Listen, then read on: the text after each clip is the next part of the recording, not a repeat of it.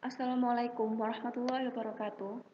Perkenalkan kami atas nama Mutiah Oktaviani, NIM 20203232 dan Nadifa Turiskia, NIM 20203302 dari Prodi DKV akan mempresentasikan hasil kerja kelompok kami yang berjudul Hukum Menikah dan Rukun Menikah dalam Agama Islam, guna untuk memenuhi tugas mata kuliah Pendidikan Agama Islam.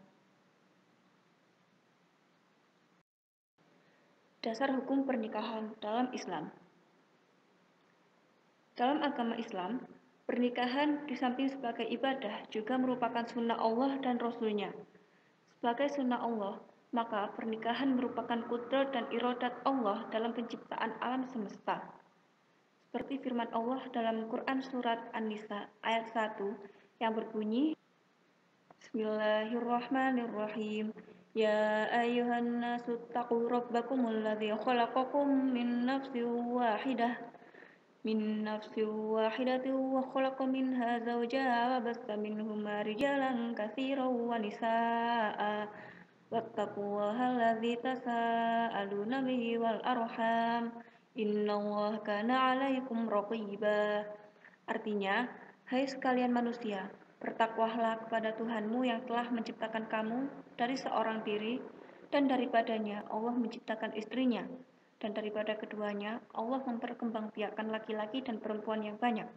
Dan bertakwalah kepada Allah yang dengan namanya kamu sering meminta satu sama lain, dan peliharalah hubungan silaturahmi.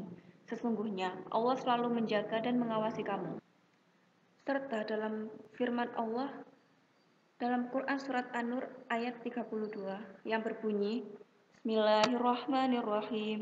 Wa ankihul ayama minkum wassalihina min ibadikum wa imaikum iyakunu fuqara ayunihimullahu min fadlih wallahu wasi'un alim. Yang artinya, dan kawinkanlah orang-orang yang sendirian di antara kamu, dan orang-orang yang layak berkawin dari hamba-hamba sahayamu yang laki-laki dan hamba-hamba sahayamu yang perempuan. Jika mereka miskin, Allah akan memampukan mereka dengan kurnia-Nya, dan Allah Maha Luas pemberiannya, lagi Maha mengetahui.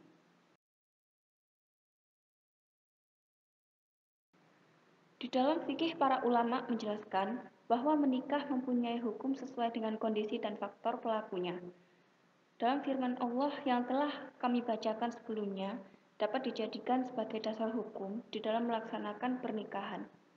Berkaitan dengan hal tersebut, maka ada 5 hukum dalam pernikahan, yaitu yang pertama adalah wajib.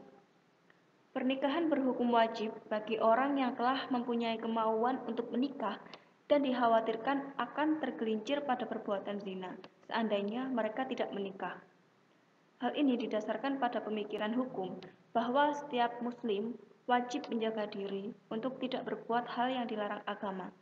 Sebagaimana firman Allah dalam Quran Surat An-Nur ayat 33.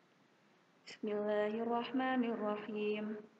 Wal yasta'fifil ladzina la yajiduna nikahan hatta yughniyahumullahu min fadli. Yang artinya, dan orang-orang yang tidak mampu menikah hendaklah menjaga kesucian dirinya sehingga Allah memampukan mereka dengan karunia-Nya. Quran Surat An-Nur ayat 33. Yang kedua adalah sunnah.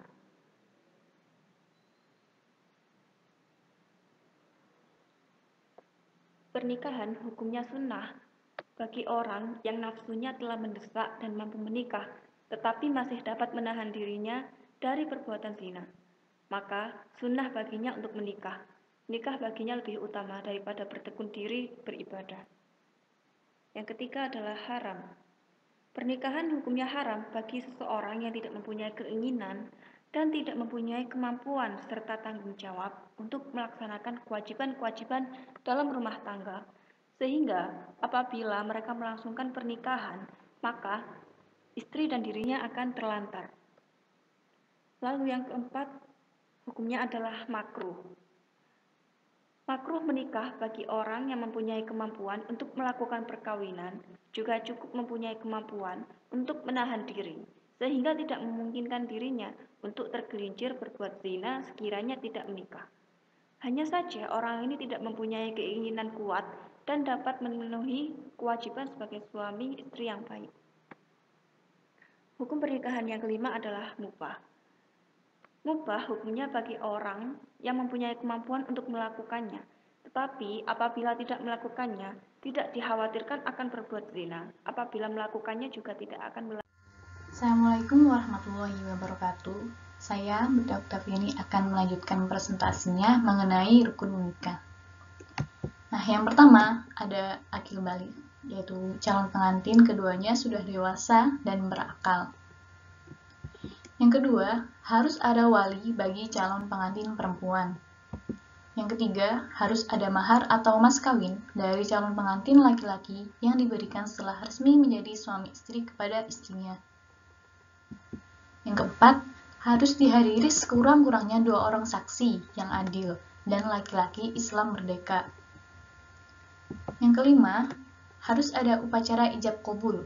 Ijab ialah penawaran dari pihak calon istri atau walinya dan qabul penerimaan oleh calon suami dengan menyebutkan besarnya mahar atau mas kawin yang diberikan. Yang keenam, sebagai tanda bahwa telah resmi terjadinya akad nikah, maka hendaknya diadakan walimah. Yang terakhir, sebagai bukti otentik terjadinya pernikahan sesuai dengan analogi surat Ali Imran ayat 282 harus diadakan iklan an-nikah atau pendaftaran nikah. Nah, berikut adalah undang-undang yang tertera.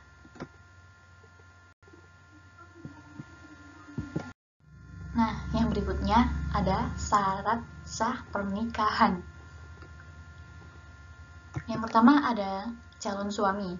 Syarat dari calon suami yaitu bukan mahram dari istri, beragama Islam, tidak terpaksa atau atas kemauan sendiri, jelas orangnya atau bukan banci, tidak sedang ihram haji, dan tidak sedang mempunyai 4 istri. Syarat bagi calon istri yang harus dipenuhi yaitu beragama Islam, tidak bersuami, bukan mahram, tidak dalam masa iddah, merdeka atau atas kemauan sendiri, jelas orangnya, dan tidak sedang ihram haji. Untuk menjadi syarat seorang wali dalam sebuah pernikahan yaitu laki-laki, dewasa, waras akalnya atau berakal sehat, adil, dan tidak sedang ihram haji pula. Nah, syarat untuk menjadi saksi yaitu minimal 2 orang laki-laki, hadir dalam ijab qabul, dapat mengerti maksud akad, Islam, dewasa, dan berakal. Berikutnya ada ijab qabul. Ijab adalah sesuatu yang diucapkan oleh wali, sedangkan qabul adalah sesuatu yang diucapkan oleh mempelai pria atau wakilnya disaksikan oleh 2 orang saksi. Syaratnya yaitu adanya pernyataan mengawinkan dari wali, adanya pernyataan penerimaan dari calon mempelai pria, memakai kata-kata nikah, tazwij, atau terjemahan dari kata nikah dan tazwij. Antara ijab dan qabul bersambungan, antara ijab dan qabul jelas maksudnya. Dan yang terakhir, orang yang terkait ijab qabul tidak sedang ihram haji atau umroh. Nah, berikutnya ada mahar. Mahar adalah pemberian dari calon mempelai pria kepada calon mempelai wanita, baik dalam bentuk barang atau jasa yang tidak bertentangan dengan hukum Islam. Fuqaha pendapat bahwa mas kawin itu termasuk syarat sahnya nikah dan tidak boleh ditiadakan persetujuan untuk meniadakannya, sebagaimana firman Allah dalam surat An-Nisa ayat 4. Berikut adalah firman-Nya, yang artinya, berikanlah mas kawin atau mahar kepada wanita yang kamu nikahi sebagai pemberian dengan penuh kerelaan. Kemudian, jika mereka menyerahkan kepada kamu sebagian dari mas kawin itu dengan senang hati, maka makanlah atau ambillah pemberian itu sebagai makanan yang sedap lagi baik akibatnya. Quran Surat An-Nisa ayat 4.